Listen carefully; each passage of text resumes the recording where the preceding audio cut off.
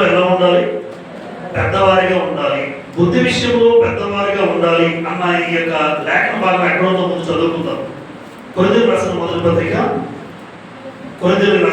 పత్రిక 14వ అధ్యాయం. అందరూ బైబిల్ తెరిచి చదవగలిగిన వాళ్ళందరూ కూడా తెరిచి కొరింథీయులకు రాసిన మొదటి పత్రిక 14వ అధ్యాయం 20వ వచనాన్ని చూడగలరు.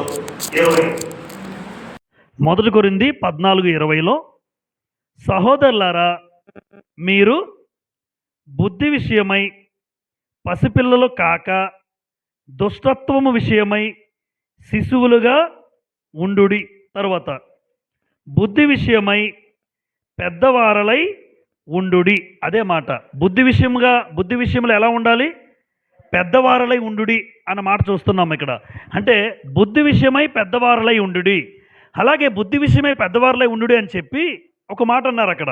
చూడండి, దుష్టత్వం విషయమై శిశువులుగా ఉండుడి అన్నాడు. అమ్మ, దుష్టత్వం అంటే చెడుతనం, ఎదుటివారిని నష్టపరచడం, బాధ పెట్టడం, దుఃఖ పెట్టడం, ఎదుటి వాళ్ళకి నష్టం కలిగించడం, అది చెడుతనం. ఇప్పుడు దుష్టత్వం విషయంలో ఎలా ఉండమన్నారు?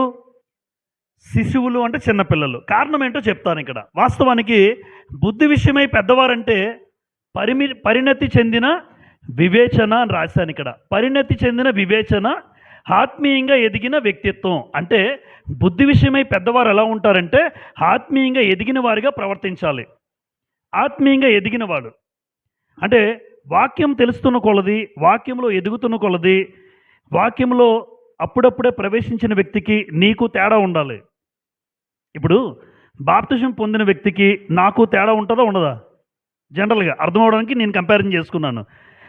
ఈరోజే బాప్తిజం పొందారు ఒక ఆయనకి నాకు తేడా ఉంటుందమ్మా? తేడా ఖచ్చితంగా ఉంటుంది. అంటే నాలాగా పరిపక్వంగా ఆలోచించే ఆలోచన ఆయనకి రాదు. అప్పుడే వాక్యాన్ని బట్టి ఎలా ఉండాలో, మేలేదో కీడేదో మంచేదో చెడేదో నాకు తెలిసినంత ఆయనకి ఇంకా తెలీదు. సమయం పడుతుంది. ఎందుకంటే అలా బుద్ధి విషయమై ఎదిగిన వారు అంటే అర్థం ఏంటంటే ఆత్మీయంగా ఎదిగిన వ్యక్తిత్వం కలిగిన వాడు. అందుకే ఇక్కడ 2 మాటలు చెప్పాడు, బుద్ధి, దుష్టత్వం. ఇక్కడ చూడండి, బుద్ధి విషయమై పెద్దవారిలా ఉండండి అంటే అసలు బుద్ధి విషయంలో పెద్దవారు ఎలా ఉంటారు? పెద్దవారు ఎలా ఉంటారంటే చూడండి, కీడు చేసిన వారికి ఏం చేస్తారు? అమ్మ, కీడు చేసిన వారికి ఏం చేస్తారు? మేలే చేస్తాడు. మంచి చేయడం, కష్టాల్లో కూడా దేవుని చిత్తమేదో అందుకే జరిగింది అనుకుంటాం. అంతేగాని ఆయన వల్ల నాకు నష్టం జరిగింది, ఆయన వల్ల నాకు నష్టం జరిగింది అని అనరు. దేవుని చిత్తం అంటే కష్టంలో కూడా ఎవరి చిత్తం అనుకుంటాడు? అంతే. యోబు జీవితంలో జరిగిన ప్రతి వేదన, బాధ అమ్మ దేవుడు చేశాడు అన్నాడా? దేవుని చిత్తం, దేవుడు తలంచాడు, అలా జరిగింది నా జీవితంలో. ఎవరైనా అలాగే అనుకోవాలి.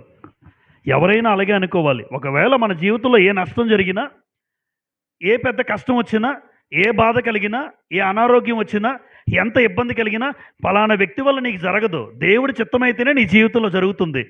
ఆయన చిత్తం లేకుండా మన జీవితంలో ఏది జరగదు.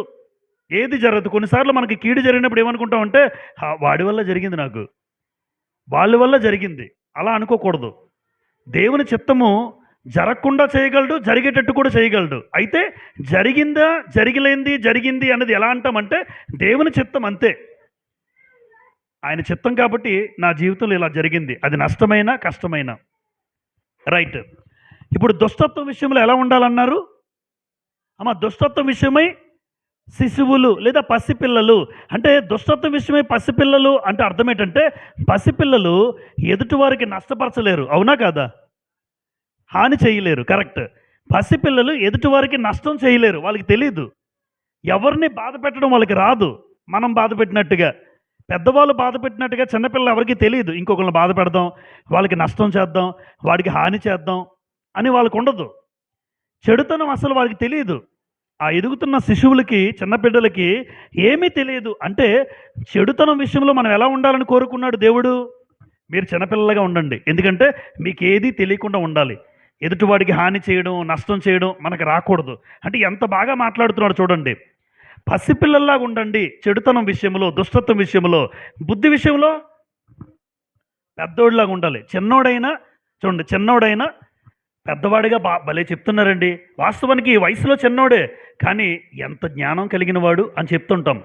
వయసులో చిన్నోడే, కానీ మాకన్నా బాగా తెలుసు. మాకన్నా బాగా చెప్తాడు. మాకన్నా బాగా చేయగలడు. అంటే బుద్ధి విషయంలో చిన్నపిల్లాడైనా ఎలా ఉండాలంటే పెద్దవాడిలాగా ఉండాలి. దేవుడు కోరుతుంది. చిన్నోడే వయసుకి, కానీ పెద్దవాడిలా ప్రవర్తిస్తాడు. పెద్దవాడిలాగా ఆత్మీయంగా ఎదిగిన వ్యక్తిలా కనబడతాడు. కాబట్టి క్రైస్తవులుగా మనం ఎలా ఉండాలంటే బుద్ధి విషయంలో చిన్నోడైనా పెద్దగా ఉండాలి, ఎదిగిన వాడిగా ఉండాలి. దుష్టత్వం విషయంలో ఎలా ఉండాలి? పసిపిల్లలుగా. అంటే ఎదుటివాడికి హాని చేయడం నాకు రాదు. ఎదిగాను, ఎదుటివాడికి హాని చేయడం నాకు రాదు. ఎదుటివాడికి నష్టం చేయడం నాకు రాదు. ఎదుటివాడికి మోసం చేయడం నాకు రాదు. ఎదుటివాడికి ఇబ్బంది కలిగించి దుఃఖపెట్టి నేను సంతోషపడే రకం నాకు రాదు. ఎందుకంటే నేను పసిపిల్లడిగా ఉన్నాను అంటున్నాడు పౌలు గారు. అలాంటి భావన ప్రతి క్రైస్తవుడికి ఉండాలి అనే ఉద్దేశంతో బుద్ధి విషయమై పెద్దవారిలా ఉండాలి. దుష్టత్వం విషయంలో ఎలా ఉండాలి? మనం పసిపిల్లలుగా ఉండాలి. ఇప్పుడు బుద్ధి విషయమై పెద్దవారిగా ప్రవర్తించిన వారు గ్రంథంలో కొంతమంది ఉన్నారు. టైటిల్ అదే కదమ్మా. టైటిల్ చూడండి మరొకసారి. ఈరోజు పాఠం బుద్ధి విషయమై పెద్దవారిలా ఉండండి. బుద్ధి విషయంలో పెద్దవారిలా ఉండే ఒక 7గురిని రాశాను నేను ఇక్కడ. వాళ్ళ జీవితాలు మీరు చూపిస్తాను. ఇప్పుడు చదువుతుంటాం మనం. వీళ్ళందరూ మనకు తెలిసిన పేర్లే. వాళ్ళు ఎన్నో కోణాలు మీరు విన్నారు. కానీ ఈరోజు వాళ్ళ జీవితాలు ఒక్కొక్కరిది చదువుతుంటే అబ్బా ఎంత బుద్ధి కలిగిన వాడండి అనిపిస్తుంది. నిజంగా బుద్ధి కలిగిన వాడు ఎలా ఉండాలో మనం నేర్చుకుని భవిష్యత్తులో మనం కూడా అలా ఉండడానికి ప్రయత్నం చేద్దాం. ఇప్పుడు నెంబర్ 1, బుద్ధి విషయమై పెద్దోడిగా ఉన్నవాడు ఎవరు అంటే అబ్రహాము. ఎవరి విషయంలో? లోతు విషయంలో ఒక సంఘటన జరిగింది.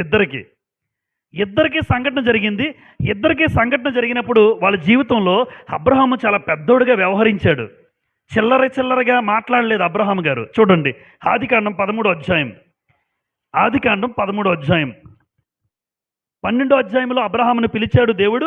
అబ్రహాంతో పాటు తన భార్య శారమ్మ, లోతు కూడా వెళ్ళిపోయాడు. లోతు కూడా తీసుకెళ్ళాడు. అయితే అబ్రహామును బట్టి దేవుడు లోతును కూడా ఏం చేశాడు? ఆశీర్వదించాడు. అమ్మ అది గ్యారంటీ. అబ్రహాము కనుక లేకపోతే ఎవరి జీవితం ఉండదు. అది మర్చిపోయాడు లోతు. గుర్తుపెట్టుకోండి, ఎప్పుడైనా మీరు ఎవరి వల్లైనా ఎదిగారు అనుకోండి, ఆ వ్యక్తులను మర్చిపోకూడదమ్మా. మీరు ఎవరి వల్లైనా మేలు పొందుకుంటే, మీరు ఎవరి వల్లైనా ఎదిగారు, నేను ఇంకా అలాంటి వ్యక్తుల వల్ల మేము ఎదిగాము అనుకుంటే ఆ వ్యక్తి దగ్గర ఎప్పుడు నష్టపరచకూడదు, ఆ వ్యక్తిని బాధ పెట్టకూడదు. కానీ అబ్రహాము కనుక లేకపోతే లోతుకి జీవితం లేదు. అబ్రహామును బట్టే లోతును దేవుడు ఆశీర్వదించాడు. మరి ఆ విషయం తెలుసుకున్న లోతు అబ్రహాం దగ్గర ఎలా ఉండాలంటారు? అబ్రహాం ఏం చెప్తా చెయ్యాలి, అంతకన్నా అవసరం లేదు. అబ్రహాం ఏం చెప్తా చెయ్యాలి. కానీ అబ్రహాముకి ఆస్తులు పెరిగాయి, లోతుకి ఆస్తులు పెరిగాయి, ఇద్దరికి ఆస్తులు పెరిగాయి. పశువులు బాగా పెరిగిపోయాయి.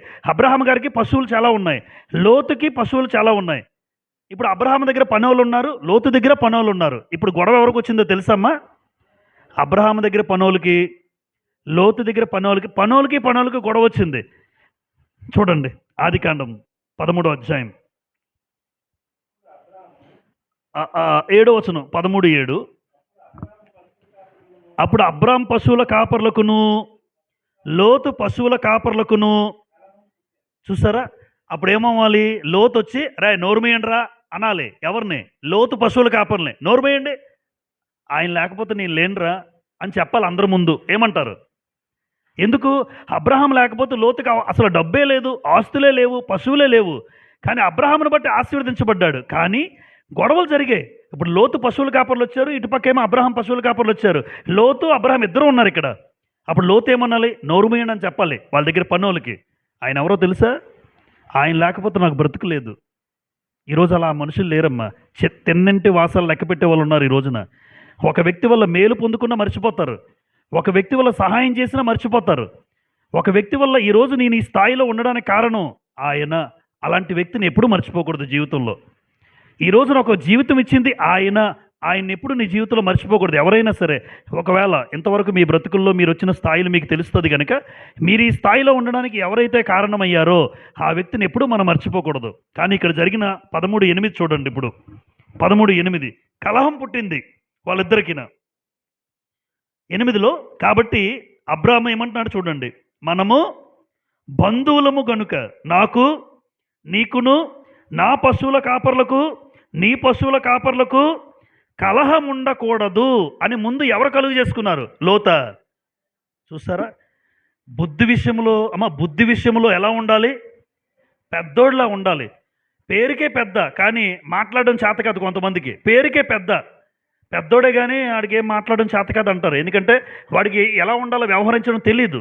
కానీ చూసారా, వాస్తవానికి లోతు కలుగు చేసుకోవాలి, కానీ అబ్రహామే ముందొచ్చాడు. ఎందుకులేండి, మనం బంధువులం. లోతు, నువ్వు నేను బంధువులం. ఇప్పుడు ఈరోజు ఆస్తులు పెరిగాయనో అంతస్తులు పెరిగాయనో నీ పశువుల కాపర్లు నా పశువులు గొడవలు ఆడుకుంటే మన మధ్య గొడవలు రాకూడదు. మనం బంధువులం. ఎప్పుడు రక్త సంబంధుల మధ్య గొడవలు ఉంటుంటాయి. అలాంటి గొడవలకి మనమే ముందెళ్ళిపోయి మన మధ్య గొడవలు ఎందుకండి? ఎందుకు అలా అన్నాడు అబ్రహాం. చూడండి, మనకెందుకు గొడవలు చెప్పండి? మనం ఒకరికొకరు బంధువులం, రక్త సంబంధికులం అని బుద్ధి విషయంలో పెద్దవాడిగా ప్రవర్తించిన వాడెవరు?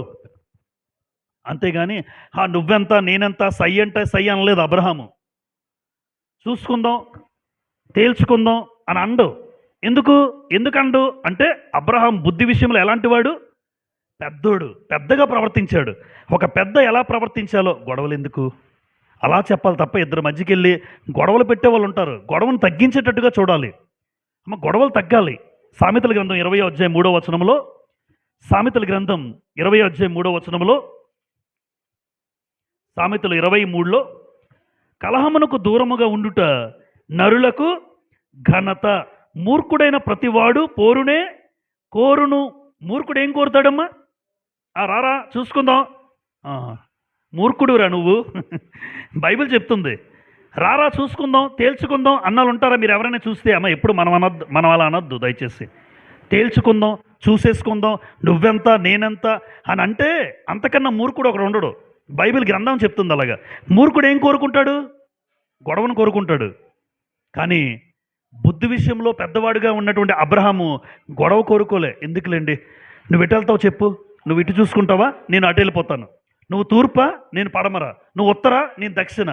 వేరుగా వెళ్ళిపోతాను అంటున్నాడు. అంతేగాని మన మధ్య బంధువులు, మనకెప్పుడు గొడవలు రాకూడదు అని ఒక పెద్దవాడిగా ప్రవర్తించాడు. ఇది పెద్దతనం. ఇది పెద్దవాడిగా ప్రవర్తించడం అంటే. వాస్తవానికి అబ్రహాం గొడవపెట్టి ఏమనొచ్చు తెలుసమ్మా? ఒక మాట అనొచ్చు, అరే లోతు, నేను లేకపోతే నీకేం లేదు అంతే అనొచ్చు. అనలేదు. ఎందుకంటే అక్కడ కూడా గొప్పతనం ప్రదర్శించలేదు.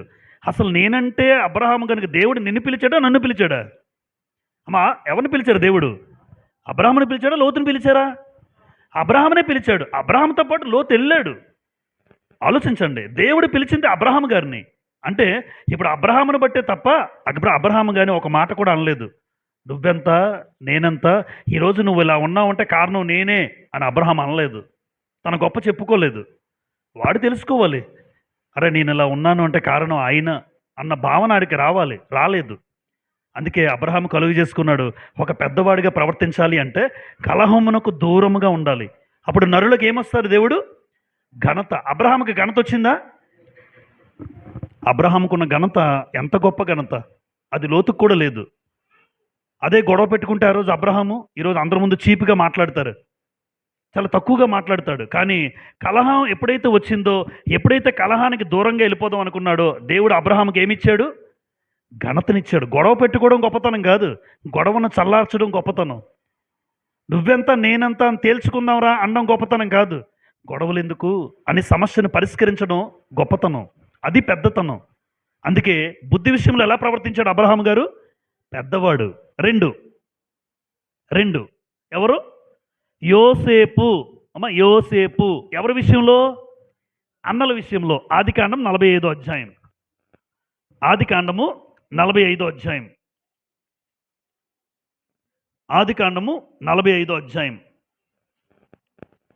5వ వచనం చదువుతాను నేరుగా. ఆదికాండము 45:5. అయినను నేనిక్కడికి వచ్చినట్లు మీరు నన్ను అమ్మివేసినందుకు దుఃఖపడకుడి, అది మీకు సంతాపము పుట్టింపనీయకుడి. ప్రాణరక్షణ కొరకు దేవుడు మీకు ముందుగా నన్ను పంపించెను. అన్నలు వచ్చారు. అన్నలని తెలిసిపోయింది యోసేపుకి. అన్నలు దగ్గర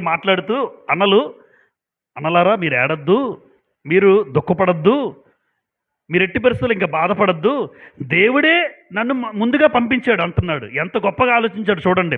యాక్చువల్గా వాళ్ళ దగ్గర చిన్నోడా పెద్దోడా? చాలా చిన్నోడు. అన్నలందరూ చాలా పెద్ద వయసు కలిగిన వాళ్ళు. అయితే అన్నల విషయంలో అన్నలు ఎంత ఇబ్బంది పెట్టారో, గోతిలో వేసేసారు, ఇస్మాయిల్కి అమ్మేశారు, వేరే దేశానికి అమ్మేశారు, తండ్రికి దూరం అయ్యాడు. ఆమె ఎంత బాధ ఉంటుంది. కనబడితే చంపేయాలన్నంత కోపం రావాలి, కనబడితే చంపాలన్నంత కోపం రావాలి. కానీ అన్నలు వచ్చారు, అన్నలను చూశాడు, అన్నలు ఏడుస్తూ ఉంటే ఏడద్దు, దుఃఖపడద్దన్నా, అన్నలారా మీరు బాధపడద్దు, దేవుడు మీకన్నా ముందు నన్ను పంపించాడు. మీరు నన్ను గోతులు వేసేసారు కరెక్టే, ఆ రోజు మీరు గోతులు వేసారు, అక్కడి నుంచి వేరే దేశం అమ్మేశారు.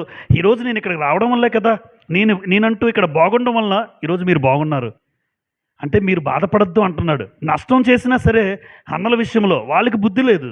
కానీ యోసేపు చిన్నోడైనా బుద్ధి విషయంలో ఎలా ఉన్నాడమ్మా? పెద్దవాడుగా ఆలోచిస్తున్నాడు చూడండి. మీరు నన్ను పంపించినందుకు దుఃఖపడద్దు, ఏడద్దు, బాధపడద్దు, సంతాపం పుట్టింపునియ్యకుడి, ప్రాణరక్షణ కొరకే దేవుడు నన్ను పంపించాడు. అలా పంపించాడు అంతే, మీ ద్వారా పంపించాడు, మీరేమాత్రం ఏడద్దు అంటున్నాడు. మరొక మాట 50వ అధ్యాయం 20వ వచనం. మరొక మాట 50వ అధ్యాయం 20వ వచనం చూడండి. 50:20 ఆదికాండం. మీరు నాకు కీడు చేయనుద్దేశించితిరి గాని నేటి దినమున జరుగుచున్నట్లు, అనగా బహు ప్రజలను బ్రతికించినట్లుగా అది మేలుకే దేవుడు ఉద్దేశించెను. మీరైతే నాకేం చేశారు అనలారా? మీరు కీడే చేశారు, కానీ ఏం బాధపడద్దు, అది దేవుడు మన మేలుకే చేశాడు, మన మేలుకే. అంటే అన్నలు ఇబ్బంది పెట్టినా, నష్టపరిచినా మేలుకే దేవుడు చేశాడు అని చెప్తున్నాడంటే ఎంత బుద్ధి కలిగినాడు మీరు ఆలోచించండి. ఎంత బుద్ధిగా మాట్లాడుతున్నాడు అంటే బుద్ధి విషయమై పెద్దవాళ్ళుగా మాట్లాడుతున్నాడు. అన్నలకు కూడా లేదు అంత ఇంగిత జ్ఞానం లేదు, వాళ్ళకి ఎదిగారు, సంవత్సరాలు అయితే వచ్చేసాయి. తమ్ముడికి నష్టం చేద్దాం, తమ్ముడిని ఇబ్బంది పడదాం, తమ్ముడిని అమ్మేద్దాం అనుకున్నారు తప్ప వాళ్ళు దొరికిన తర్వాత వాస్తవానికి ఒక్కొక్కడికి ముక్కలు ముక్కలుగా నరికేయాలి యోసేపు. మన భాషలో ఒక్కొక్క అన్నను నరికేయాలి వాళ్ళు చేసిన పనికి. కానీ బుద్ధి విషయమై పెద్దోడు కనుక బుద్ధి విషయంలో పెద్దవాడిగా ప్రవర్తిస్తూ ఎలా మాట్లాడుతున్నాడంటే మీరేం బాధపడద్దు, ఇదంతా ఎవరి వల్ల జరిగింది అనుకున్నారు? అన్నా నువ్వుగా చేయలేదు, నువ్వు చేయలేదు, దేవుడు ఇలా చేయించాడు అన్నాడు. ఎంత గొప్పగా మాట్లాడుతున్నాడు, దేవుడు చేయించాడు. లేదంటే ఈరోజు మనం అందరం బ్రతుకుతామా? ఈరోజు నేను మీకు అన్నం పెట్టగలనా, మీ పిల్లలకి అన్నం పెట్టగలనా? ఈ స్థితి ఇచ్చాడంటే కారణం మీరు ఆ రోజు అలా నన్ను పంపించకపోతే ఈరోజు మనం బ్రతుకుండం అన్నయ్య అన్నలారా అంటున్నాడు. అదే మనమైతే, అదే ప్లేస్లో మీరుంటే, మనముంటే గోతులేస్తారా? ఒక్కొక్కటి గోతు తీసి కప్పెడతాం అంటాం అంతే, ఒక్కొక్కడిని గోతు తీసి కప్పెడతాం. ఎందుకంటే ప్రధానమంత్రి హోదాలో ఉన్నాడు. ఒక్కొక్కడి గారే ఎంతమంది వచ్చారు? 11 మంది అన్నలు వచ్చారు, 11 గోతులు తీయండి అంటాం మనం. ఎందుకంటే నాకు ఆ రోజు ఎంత ఎంత బాధపడ్డానో తెలుసా మీకు? నన్ను జైల్లో వేశారు, తిండి లేదు, నాన్నకు దూరమయ్యాను, ఎంత వేదన పడ్డాడో. 17 సంవత్సరాల్లో పడిన వేదన 30 సంవత్సరాలు, సుమారు 13 సంవత్సరాలు కుటుంబానికి దూరం అయ్యాడు. 30లో ప్రధానమంత్రి అయ్యాడు. యోసేపు వయసు 30, యోసేపు వయసు సుమారుగా 17 సంవత్సరాలు ఉన్నప్పుడు ఈ బాధలన్నీ, అంటే ఎన్ని సంవత్సరాలు అమ్మ గ్యాప్? 13 సంవత్సరాల వేదన. ఒక్కొక్కడిని నరకద్దు, కానీ అది లోకస్తులు చేసే ఆలోచన. ఆయన ఏమనుకున్నాడంటే బుద్ధి విషయమై పెద్దవారిలా ప్రవర్తించడం అంటే మా అన్నలే కదా, మేలుకే దేవుడు చేశాడు, మీ తప్పేమీ లేదు, మీరు బాధపడద్దు అంటున్నాడు. నిజంగా ఎంత బుద్ధి కలిగిన వాడో మీరు ఆలోచించండి, మనసులో పెట్టి. ఎంత బుద్ధి కలిగిన వాడో. ఎలా ఉండాలి అంటే ఎదుటివాడు ఏం నేర్చుకోవాలి మన పాఠం? వాళ్ళు నష్టమే చేస్తారు, నువ్వు మేలు చేయి. వాళ్ళు నీకు ఇబ్బందే పెడతారు, నువ్వు మంచి చేయి, నువ్వు సహాయం చేయి. అది యోసేపు దగ్గర మనం నేర్చుకోవాల్సిన పాఠం. వాళ్ళు నిన్ను దుఃఖపెడతారు, వాళ్ళకు మీకు నిందలేస్తారు, నువ్వు తప్పు చేస్తావు, నీకు బాధ పెట్టాలని చూస్తారు. ఇదంతా దేవుడి చిత్తం అనుకున్నాడు యోసేపు. దేవుడి చిత్తం నేను గోతులయ్యాలి, దేవుని చిత్తం నేను ఐగుప్తుకి వెళ్ళిపోవాలి. దేవుడు అలాగా ప్రణాళికలో నడిపించాడు. గమనిస్తున్నారమ్మా? కాబట్టి ఎప్పుడైనా కీడు చేసిన వారికి మీరు మేలు చేయండి, దేవుడు మిమ్మల్ని అభివృద్ధి పరుస్తాడు. నిందించిన వారికి మీరు మేలు చేయండి, దేవుడిని ఉన్నత స్థానంలో నిలబెడతాడు. ఇది యోసేపు నుంచి మనం నేర్చుకునే రెండో పాఠం. అబ్రహాము, యోసేపు ఇద్దరు కూడా బుద్ధి విషయం ఎలా ప్రవర్తించారు? పెద్దవారిగా. నెంబర్ 3 దావీదు గారు. వాస్తవానికి మొట్టమొదటి రాజు ఎవరు? సౌలు మొట్టమొదటి రాజు. సౌలు తర్వాత రాజు ఎవరయ్యారు? దావీదు. అంటే ఒక రాజుగా సౌలు ఉన్నాడు, కానీ దావీదు తర్వాత రెండో రాజుగా అయినప్పటికీ కూడా ఇద్దరి మధ్య ఉన్న ప్రధాన వ్యత్యాసం ఏంటంటే సౌలు చాలాసార్లు చంపుదామని చూశాడు ఎవరిని? దావీదుని. సౌలు చాలాసార్లు చంపుదామని చూశాడు, కానీ సౌలు దొరుకుతున్నప్పుడల్లా దావీదు చంపాడా చంపలేదా? చంపలేదు. సౌలు దొరికాడు, 3 సార్లు దొరుకుతాడు, 3 సార్లు కూడా సౌలును దావీదు చంపలేదు. దావీదు ఎప్పుడు దొరికినా ఈటు తీయడం, విసురుదామనే ప్లాన్, కానీ దేవుడు ఆయన్ని తప్పిస్తూ ఉన్నాడు. అయితే ఇద్దరిలో ఉన్న వ్యత్యాసం చూడండి. సౌలు వాస్తవానికి దావీదు కన్నా పెద్దోడు సౌలైనా పెద్దవాళ్ళ ఆలోచించింది ఎవరో తెలుసా? దావీదు ఆలోచించాడు. వాస్తవానికి చాలా చిన్నోడు పెద్దోళ్ళు ఆలోచించాడు. అంటే దేవుని జ్ఞానం కలిగిన వారు అలా ఉండాలి. కారణం ఏంటంటే దావీదు ఎన్ని విషయాల్లో కూడా సౌలు దొరికినప్పటికీ కూడా చంపలేదు. ఒక మాట చదువుదాం. సమూయేలు మొదటి గ్రంథం 24వ అధ్యాయం చూడండి. మొదటి సమూయేలు 24వ అధ్యాయంలో ఒక మాట, 4-5 వచనాలు చదువుతాను. 24వ అధ్యాయం మొదటి సమూయేలు 4-5 వచనాలు చూడండి. దావీదు జనులు, అదిగో నీ దృష్టికి ఏది మంచిదో అది నీవు అతనికి చేయనట్లు నీ శత్రువుని నీ చేతికి అప్పగింతునని యెహోవా నీతో చెప్పిన దినము వచ్చినని అతనితో అనగా, దావీదు లేచి వచ్చి సౌలునకు తెలియకుండా అతని పై వస్త్రపు చెంగును కోసెను. సౌలు పై వస్త్రమును తాను కోసెనని దావీదు మనసు నొచ్చి, 6వ వచనం, ఇతడు యెహోవా చేత అభిషేకము నొందినవాడు గనుక యెహోవా చేత అభిషిక్తుడైన నా ప్రభువునకు నేను ఈ కార్యము చేయను, యెహోవాను బట్టి అతను నేను చంపనని తన జనులతో చెప్పెను. వస్త్రం కోసాడట. సౌలు దొరికాడు. ఆమె ఏం కోసాడు? ఒక పై వస్త్రం కోసాడు. పై వస్త్రం కోసి ఆ కోసినందుకు బాధపడిపోతున్నాడు. పక్కకి వెళ్ళి దావీదు, అనవసరం కోసేసాను, సౌలుకి అనవసరంగా ఆ వస్త్రాన్ని నేను కోసేసాను ఏడుస్తున్నాడట, బాధపడుతున్నాడట. చంపలేదు, వస్త్రం కోసానని ఏడుస్తున్నాడు. అక్కడ ఒక మాట అన్నాడమ్మా, యెహోవా చేత అభిషేకము నొందిన వాడిని చంపకూడదు. అందరూ వినండి, యెహోవా చేత అభిషేకము నొందిన వాడిని చంపకూడదు. ఇప్పుడు సౌలుని అభిషేకించిన వాడు ఎవరు? సౌలుని అభిషేకించిన వాడు సమూయేలు, అవునా? మరి దావీదు కూడా అభిషేకించబడ్డాడు కదా మరి రాజుగా. సౌలు అభిషేకించబడ్డాడు, దావీదు అభిషేకించబడ్డాడు. మరి ఈయనకున్న జ్ఞానం ఈయనకి లేదు. మరి సౌలు ఎందుకు దావీదు దొరుకుతున్నప్పుడల్లా చంపడానికి చూశాడు తప్ప సౌలుకి అంత ఆలోచన లేదు. దావీదు కూడా దేవుని చేత అభిషేకించబడ్డాడు, అభిషేకించబడిన వ్యక్తిని చంపకూడదు అన్న జ్ఞానం సౌలుకి లేదు. కానీ దావీదు అంటున్నాడు, దేవుని చేత అభిషేకించబడిన మొట్టమొదటి రాజు సౌలు, అతను చంపకూడదు, ఎందుకంటే ఆయన దేవుని చేత అభిషేకించబడ్డాడు. ఇది విషయం. ఇద్దరిలో ఎవరు పెద్దవారిగా ప్రవర్తించారో చూడండి. అపకారానికి కూడా ఏం చేశాడు దావీదు? అపకారం చేసిన సౌలు ఏం చేశాడమ్మా? ఉపకారం చేయడం. ఇది బుద్ధి విషయంలో ఎలా ప్రవర్తించడం? పెద్దవారిగా. ఈరోజు మనందరం కూడా నీకు ఉపకారం చేసిన వాడికి ఉపకారం చేస్తావు, అందులో పెద్ద వింతేమీ లేదు. నీకు నష్టపరిచిన వాడికి కూడా, నీకు నష్టం కలిగించిన వాడికి, నీకు ఇబ్బంది పెట్టేవాడికి, నీకు అపకారం చేసేవాడికి కూడా నువ్వేం చేసే మనస్తత్వం ఉండాలి? ఉపకారం చేసే మనస్తత్వం నీకుంటే అది బుద్ధి విషయమే పెద్దవారిగా ప్రవర్తించడం.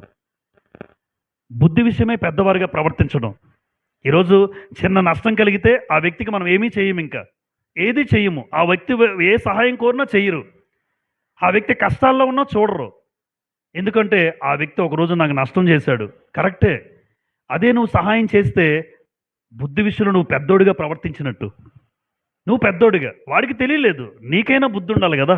అందుకోసం దావీదు చూసారా, అపకారానికి ఉపకారం చేసే మనస్తత్వం కలిగిన వాడు. తను చంపడానికి ఎన్నిసార్లు ప్రయత్నించినా సౌలు దొరికినప్పుడు అభిషేకించబడిన వాడిని చంపకూడదు అన్న జ్ఞానం కలిగిన వాడు. ఈరోజు మనం కూడా ఏం నేర్చుకోవాలమ్మా? బాప్తిజం పొందారు మీరందరూ బాప్తిజం పొందారు, నేను బాప్తిజం పొందాను. ఒక బాప్తిజం పొందినటువంటి వ్యక్తిని ఏమంటారంటే అభిషేకించబడినవాడు. ఇప్పుడు బాప్తిజం పొందిన నేను నిన్ను తిట్టకూడదు, మీరు నన్ను తిట్టకూడదు. ఎందుకంటే ఆయన దేవుని రక్షణ పొందుకున్నాడు, అభిషేకం పొందుకున్నాడు, ఆయన అభిషేకం పొందుకున్నాడు. అలాంటి వ్యక్తిని ఈరోజు మనం చాలా చులకనగా తిడుతూ ఉంటాం, దూషిస్తూ ఉంటాం. వ్యత్యాసం చూడండి. ఆ రోజు అభిషేకించబడినది దావీదు అంటున్నాడు, సౌలు అభిషేకించబడ్డాడు కాబట్టి చంపకూడదు అన్నాడు. మనం ఏం నేర్చుకోవాలి అంటే దే బుద్ధి విషయంలో పెద్దవారిగా ఉండేవాడు ఎదుటివాడు కూడా రక్షణ పొందుకున్న వ్యక్తిని గాని ఎవరినైనా చులకనగా చేసి, తక్కువ చేసి మాట్లాడడం, దూషించడం ఎప్పుడూ మనం చేయకూడదు మన బ్రతుకుల్లో. ఎవరిని తిట్టొద్దు, ఎవరిని దూషించొద్దు, ఎవరికీ నష్టం కలిగించొద్దు, ఎవరికీ మోసం చేయొద్దు. అపకారం చేసినా సరే చేతనైతే ఉపకారం చెయ్యి. అందుకే మేలు నీకు చేతనైనంత మట్టుకు ఎదుటివాడికి ఏం చేయమన్నాడు? మేలే చేయమన్నాడు. నెంబర్ 5 నెంబర్ 4 సొలొమోను. ఎవరు కుమారుడు? దావీదు కుమారుడు సొలొమోను. సొలొమోను బుద్ధి విషయంలో పెద్దవాడిగా ఎలా ప్రవర్తించాడో తెలుసా అమ్మా? బుద్ధి విషయంలో ఎలా ప్రవర్తించాడంటే దేవుడు ప్రత్యక్షమై, నాయనా సొలొమోనా నీకేం కావాలి అంటే ఏమడుగుతావు నాన్న? జీవన్ నువ్వు జ్ఞానం అడుగుతాం మనం. ఇల్లు లేదు, అన్నీ గుర్తొస్తాయి. కారు లేదు, ఆస్తులు లేవు, మనకి సంపదలు లేవు, ఐశ్వర్యం లేదు. లోకంలో అందరికి అంబానీ కన్నా ఎక్కువైపోవాలి నేను. అంబానీ కన్నా ఎక్కువైపోవాలి అంటే జనరల్గా మనిషి యొక్క కోరికలు చూడండి. దేవుడు ప్రత్యక్షమైతే నాకు తెలిసి ఎవరు బుద్ధి అడగరు వాస్తవానికి. కానీ ఎందుకు సొలొమోను గురించి రాసుకున్నామంటే జ్ఞానం అడిగాడని రాస్తుంది గ్రంథంలో. అప్పుడు దేవుడు రాజుల మొదటి గ్రంథం 3వ అధ్యాయం చూడండి. రాజుల మొదటి గ్రంథం 3వ అధ్యాయం 5వ వచనం. ముందు దేవుడు ప్రత్యక్షమయ్యాడు ఇక్కడ. 3:5 చూడండి. మొదటి రాజులు 3:5. గిబియోన్లో యెహోవా రాత్రివేళ స్వప్నమందు సొలొమోనుకు ప్రత్యక్షమై, నేను నీకు దేనినిచ్చుట నీకు ఇష్టమో దాన్ని అడగమని దేవుడు అతనితో సెలవీయగా, ఏం కావాలి నాయనా అని అడిగాడు దేవుడు. 9వ వచనం. ఇంత గొప్పదైన నీ జనమునకు న్యాయము తీర్చగలవాడెవ్వడు? కాబట్టి నేను మంచి చెడ్డలు వివేచించి నీ జనులకు న్యాయము తీర్చున్నట్లు నీ దాసుడునైన నాకు వివేకము గల హృదయము దయచేయుము. సొలొమోను చేసిన ఈ మనవి ప్రభువునకు అనుకూలమాయను గనుక దేవుడు అతనికి ఇలాగూ సెలవిచ్చాను, దీర్ఘాయువు. అందరికన్నా ఎక్కువ బతకాలనుకున్నాడా? దీర్ఘాయువు. చాలామంది నేను దీర్ఘాయుష్మంతుడిగా ఉండాలి అని కోరుకుంటారు. ఎక్కువ సంవత్సరాలు భూమి మీద బతకాలి. ఎవరిని ఉద్ధరించడానికో ఎక్కువ సంవత్సరాలు భూమి మీద బతకాలి, మంచిదే. ఎవరిని ఉద్ధరించడానికి?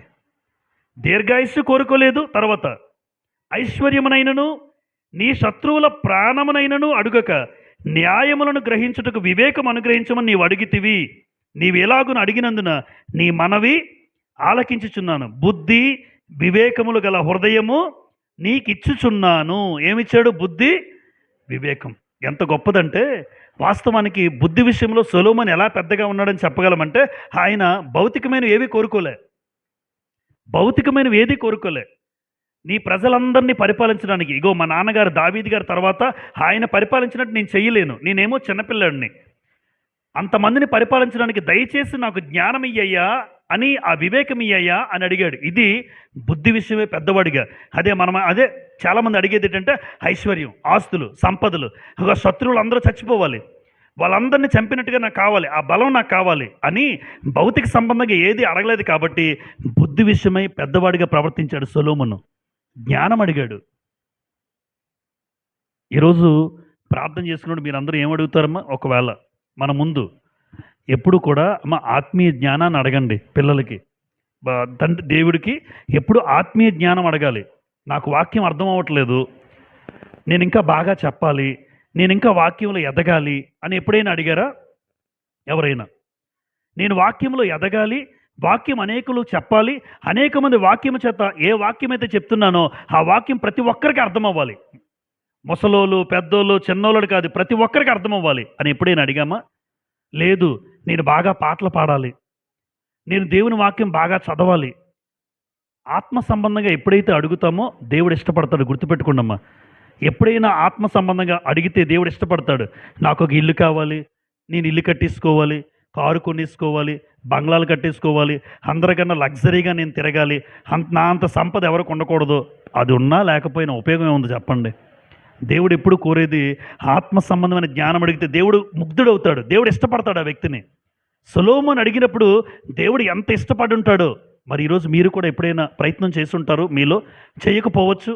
ఎప్పుడైనా దైవికమైన జ్ఞానం అడగండి. నా పిల్లలకు దేవుని జ్ఞానం ఇయ్యయ్యా, వాడికి సంపద, ఆస్తి, దేవుని జ్ఞానం ఇవ్వాలి, దేవుని జ్ఞానంలో ఎదగాలి, అనేకులను బలపరచాలి. దేవుని జ్ఞానమే. మీరు ఉద్యోగం ఇచ్చినా ఇవ్వకపోయినా, చదువు ఇచ్చినా ఇవ్వకపోయినా, దేవుని జ్ఞానంలో ఎదిగితే అన్నీ వస్తాయి. అన్నీ వస్తాయి. అందుకే సొలొమోను జ్ఞానం అడిగితే దేవుడు ఏమిచ్చాడు? అమ్మ ఏమిచ్చాడు? చదవలేదు మీరెప్పుడు? అన్నీ ఇచ్చాడు. తర్వాత ఉంటుంది. జ్ఞానం అడిగితే నువ్వు జ్ఞానం అడిగావు కాబట్టి ఇగో ఐశ్వర్యం నీ తర్వాత కానీ నీ ముందు కానీ అలాంటి వాడు ఉండడు అంటే అన్నీ ఇచ్చేసాడు. ఇది దేవుడు చూసే గొప్ప మనస్తత్వం మనది. మీరు ఆత్మీయ జ్ఞానం అడిగితే నీకు కావలసినవన్నీ ఏర్పాటు చేసేస్తాడు దేవుడు. నీకు కావలసినవన్నీ ఇస్తాడు. మనం అది అడగవలసినవి అడగకూడనివి అడుగుతూ ఉంటాం. ఎప్పుడు ఆత్మీయత కోసం అడిగితే భౌతికంగా నువ్వు తినే తిండి ఆయన ఏర్పాటు చేయగలడు. తండ్రి ఆత్మీయంగా నువ్వు అడిగి చూడు, భౌతికంగా అన్నీ ఇవ్వగలడు. కానీ నేను కేవలం భౌతికంగా అడుగుతాను తప్ప ఎప్పుడు ఆత్మీయ జ్ఞానం నాకు కావాలని అడిగేవాళ్ళు తక్కువ మంది. నెంబర్ 5 అబీగయిలు. అందరికీ తెలిసి ఈవిడ అబీగయిలు. భర్త పేరు నాబాలు, మొరటోడు. ఈ అబీగయిలు ఏం చేసింది? ఆవిడ బుద్ధి విషయంలో పెద్దవారిగా ఎలా ప్రవర్తించిందంటే, భర్తకు లేని బుద్ధి ఎవరికి ఉంది? భార్యకు ఉంది. భర్తకు బుద్ధే లేదు, మొరటోడు. నేను చేసిందే జరగాలంటాడు. ఇప్పుడు నాబాలు అనే వ్యక్తిని చంపకుండా దావీదుని ఏం చేసింది ఈవిడ? దావీదుని ఆపగలిగిందమ్మా. వాస్తవానికి చరిత్ర అందరికీ తెలుసు గనుక సమూయేలు మొదటి గ్రంథం 25వ అధ్యాయంలో, మొదటి సమూయేలు 25వ అధ్యాయంలో ఈ నాబాలు అబీగయిలు దావీదు గారి సంభాషణ, వాళ్ళ చరిత్ర మనకు కనబడుతుంది. మొదటి సమూయేలు గ్రంథం 25వ అధ్యాయంలో దావీదు 600 మందితో ఉంటాడు, ఆకలితో ఉంటాడు. కర్మేలు కొండ మీద ఉంటే ఆకలితో ఉన్న దావీదు నాబాలు దగ్గరికి పంపించి, అయ్యా ఆహారం కావాలి, ఒక కుమారుడిగా నేను అడుగుతున్నాను అంటాడు నాబాల్ని. దావీదు ఎవడు, ఎస్ఐ ఎవడు అంటాడు నాబాలు. దావీదుకు కోపం వస్తుంది. కోపం వచ్చి చంపుదాము నాబాలని అనుకుని దావీదు బయలుదేరుతుంటాడు. అప్పుడు నాబాల్ దగ్గర ఒక పన్నోడు వచ్చి ఏమన్నాడు చూడండి. ఆ పన్నోడు మాటలు మొదటి సమూయేలు 25:17. మొదటి సమూయేలు 25:17. అయితే మా యజమానునికి అతని ఇంటి వారందరికీ వారు కీడు చేయి నిశ్చయించి ఉన్నారు గనుక ఇప్పుడు నీవు చేయవలసిన దానిని బహు జాగ్రత్తగా ఆలోచించుము. నాబాలు భార్య పేరేంటమ్మా? అబీగయిల్ దగ్గరికి వచ్చి ఒక పనుడు వచ్చాడు పరిగెట్టి, అమ్మ మన అయ్యగారు నాబాలు ఉన్నారు కదా, దావీదుని తిట్టేశాడమ్మా. దావీదుకి ఏది ఎమ్ము, దావీదు ఎవడు, ఎస్ఐ ఎవడు అని మాట్లాడాడమ్మా. దావీదు గారి కోపం వచ్చి చంపడానికి వస్తున్నాడు ఇప్పుడు అని ఒక పనివాడు వచ్చాడు సమాచారం తీసుకొచ్చి. తర్వాత మన యజమానుడు బహు పనికి మాలినవాడు. పనివాడు కూడా మంచి బిరుదిచ్చాడు. ఇంట్లో పనివాడు కూడా మన గురించి మంచిగా చెప్పాలి. మా యజమానుడు ఎంత గొప్పోడని చెప్పాలి. కానీ మన యజమానుడు ఎలా చెప్తున్నాడమ్మా? మన యజమానుడు ఉన్నాడు కదా, బహు పనికి మాలినవాడు. అంటే పనికి మాలినవాడు కన్నా ఉన్నతమైన స్టేట్లో ఉన్నాడు, స్టేటస్ అనమాట మనోడిది. పనికి మాలినవాడు, బహు పనికి మాలినవాడు అంటే అలాంటి వాడు మరొకడు ఉండడు అని ఒక పనివాడు చెప్తున్న సాక్ష్యం. ఎవరిని తనతో మాట్లాడినీయుడు. 18. అప్పుడు అందుకు అబీగయిలు నాబాలుతో ఏమీ చెప్పక, ఆ భర్తతో ఇంకెందుకు, ఆ పనికి మాలిన వాడికి ఏం చెప్తుంది? పనికి మాలిన వాడికి చెప్పకుండా పక్కన పెట్టి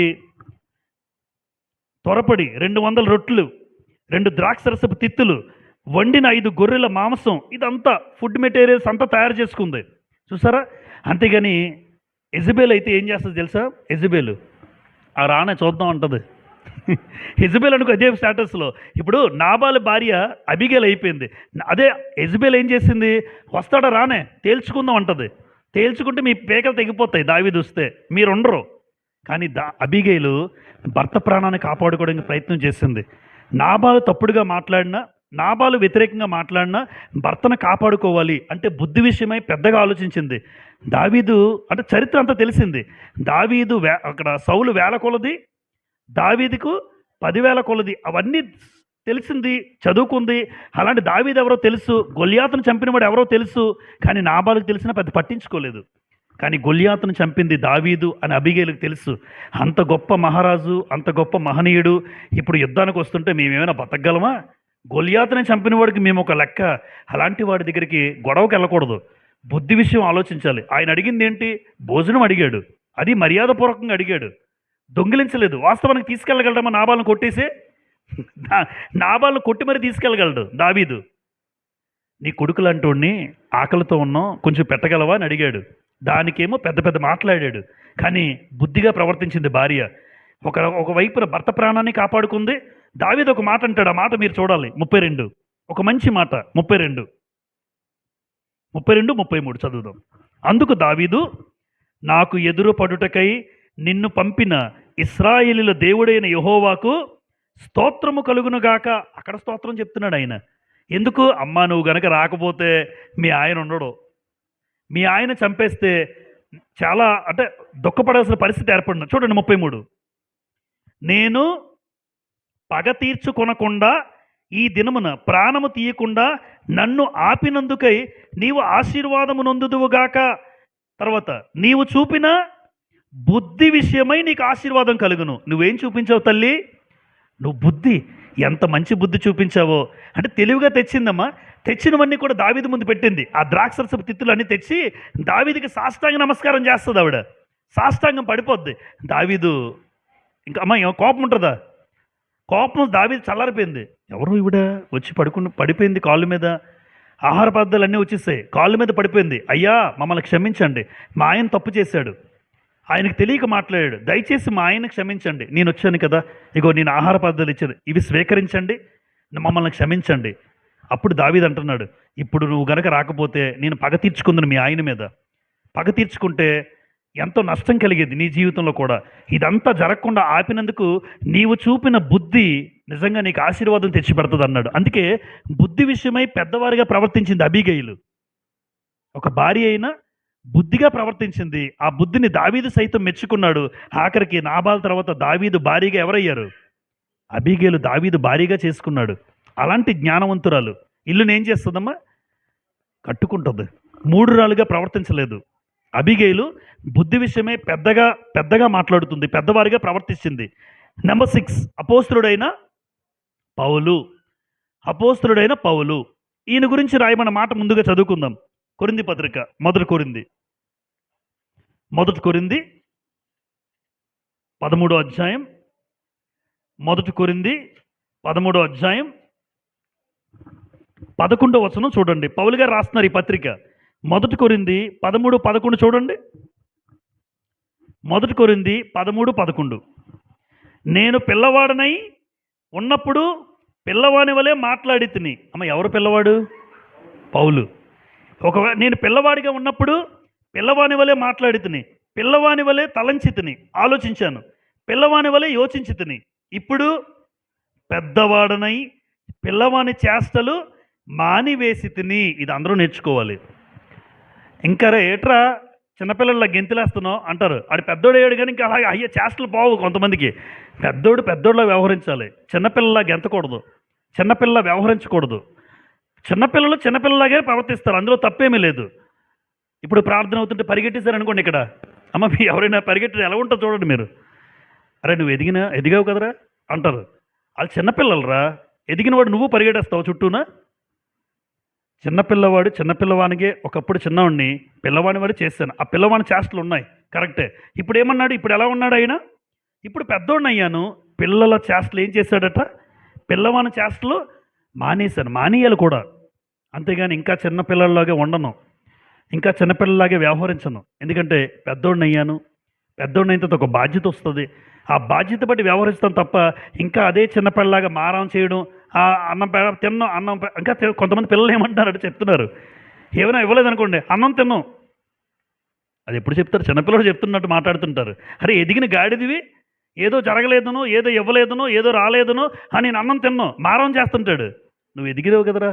ఎదిగినవాడు ఎదిగినట్టుగా ఉండాలి, చిన్నపిల్లోడు చిన్నపిల్ల చేష్టలు. అందుకే పౌలు ఏమంటున్నారంటే, నేను ఎదిగాను, చిన్నప్పుడు చిన్నవాడిలా ప్రవర్తించాను, చిన్నపిల్ల చేష్టలు నాలో ఉన్నాయి, కానీ ఇప్పుడు నేను పెద్దోడిని అయ్యాను కాబట్టి చిన్నపిల్ల చేష్టలు ఏం చేశాడు పౌలు అంటే, ఇంకా బాగా అర్థమవడానికి సంఘాలు స్థాపించాడు పౌలు. మనందరికీ అర్థం కావడానికి సంఘాలు స్థాపించాడు. సంఘాల ద్వారా ఎన్నో విమర్శలు వచ్చాయా పౌలు గారికి? ఎన్నో సమస్యలు వచ్చాయి, ఎన్నో నిందలు పడ్డాడు. ఒక సంఘం స్థాపించాడంటే ఎన్నో నిందలు, ఎన్నో బాధలు పడ్డాడు, ఎన్నో దెబ్బలు తిన్నాడు. అయితే పౌలు ఏం చేశాడంటే, పెద్దోడయ్యాక తర్వాత తన ఆలోచన ఏంటంటే, ఇదంతా కూడా దేని నిమిత్తం? సువార్త నిమిత్తమే, దేవుని పని నిమిత్తమే నాకు శ్రమ, దేవుని పని నిమిత్తమే నాకు నింద, దేవుని పని నిమిత్తమే నాకు దెబ్బలు తగులుతున్నాయి అని చిన్నోడ్లా మాట్లాడలే. ఇప్పుడు పెద్దవాడిగా ప్రవర్తించాను కనుక ఇవి నేను అనుభవిస్తాను అంటున్నాడు. మీరు అర్థం చేసుకుంటారు. ఒకప్పుడు చిన్నపిల్లల్లాగా ఉన్నాడు, ఇప్పుడు ఎదిగాడు. ఒకప్పుడు చిన్నపిల్లగా ఉన్నప్పుడు ధర్మశాస్త్రంలో ఎదిగినవాడు గనుక అప్పుడు యేసుప్రభుని నమ్ముకుంటే తిట్టాడు, కొట్టాడు, చాలామందిని చంపాడు పౌలు. ఇప్పుడు ఎదిగాడు, పెద్దోడయ్యాడు. ఇప్పుడు ఆ చేష్టలు మానేశాడు. ఇప్పుడు దేవుని కోసం నిందలు అనుభవిస్తున్నాడు, దేవుని కోసం శ్రమలు అనుభవిస్తున్నాడు, ఆ దేవుని కోసం దెబ్బలు కూడా తింటున్నాడు. అంటే ఎదిగాడు అన్నమాట, ఎదిగాడు. అందుకే సంఘాల ద్వారా వచ్చే విమర్శలు, నిందలు, శ్రమలు ఇవన్నీ కూడా ఎలా తీసుకున్నాడంటే దేవుని పని కోసం ఎన్ని నిందలు వచ్చినా పర్వాలేదు, దేవుని పని కోసం ఎన్ని శ్రమలు వచ్చినా పర్వాలేదు. అది ఎదగడం, అది ఎదగడం. చిన్న కష్టం వస్తే నేను ఇంక రాను, నేను దేవుని మందిరానికి రాను, నేను ప్రార్థన చేయను అని అనకూడదు. చిన్నపిల్లల్లాగా అని అనకూడదు. కష్టం వస్తే మందిరం మానేస్తావా, బాధ కలిగితే దేవునికి దూరం అయిపోతావా? చిన్నపిల్లలు చేసే పని అది.